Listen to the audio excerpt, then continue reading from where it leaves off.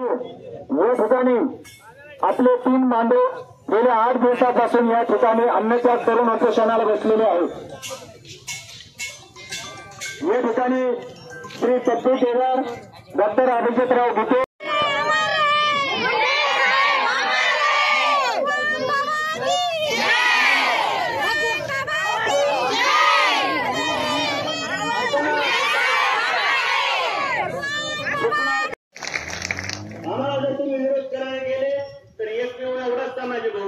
तुम्हाला जर नाडला तर तुमची पालता थोडी गेल्याशिवाय राहणार नाही। आपल्याला तुमच्या सर्वांसाठी बसलेले होता।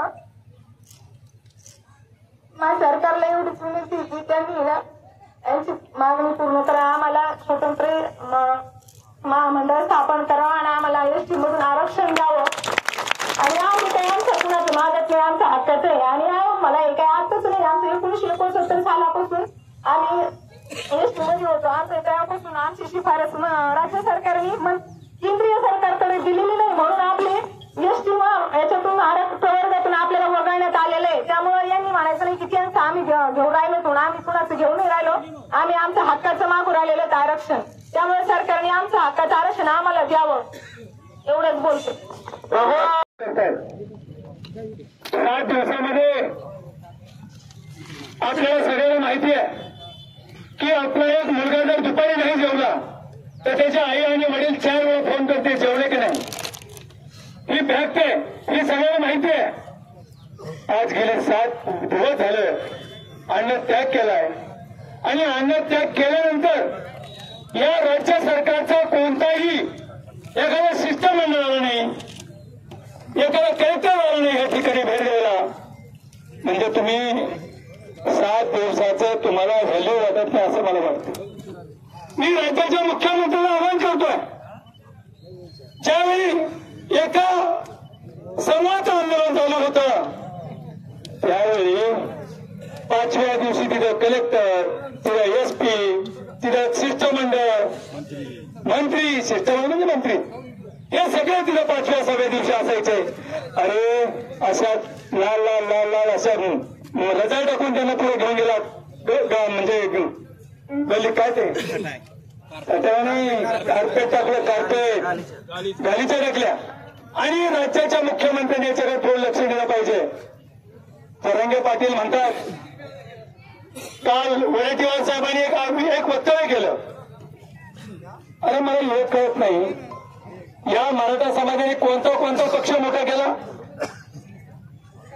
या मराठा समाजाने भाजप मोठं केलंय,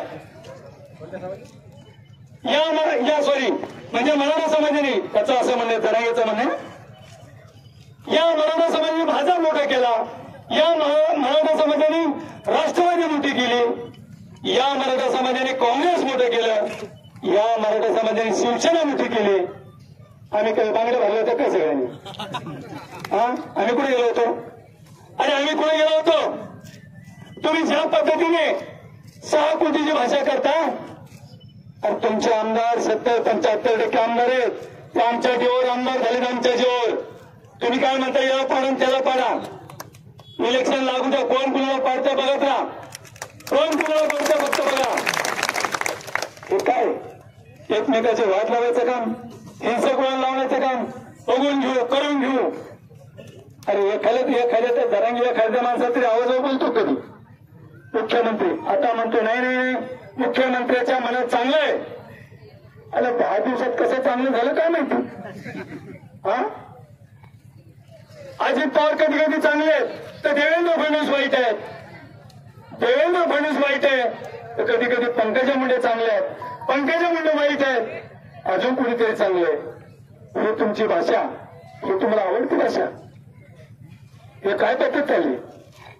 त्यामुळे आता मी मुख्यमंत्र्याला आवाहन करतो, डायरेक्ट मुख्यमंत्र्याला आवाहन करतोय,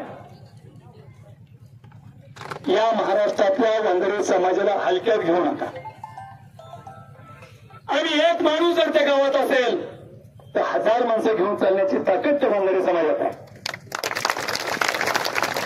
त्यामुळे तुम्ही हलक्यात घेण्याचं काम करू नका।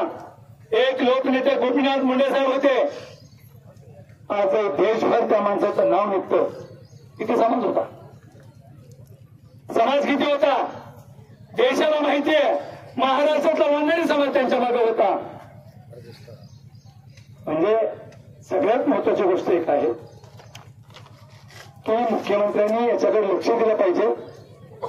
नसता तुम्हाला दिवाळी आणि सुखाची जाई देणार नाही.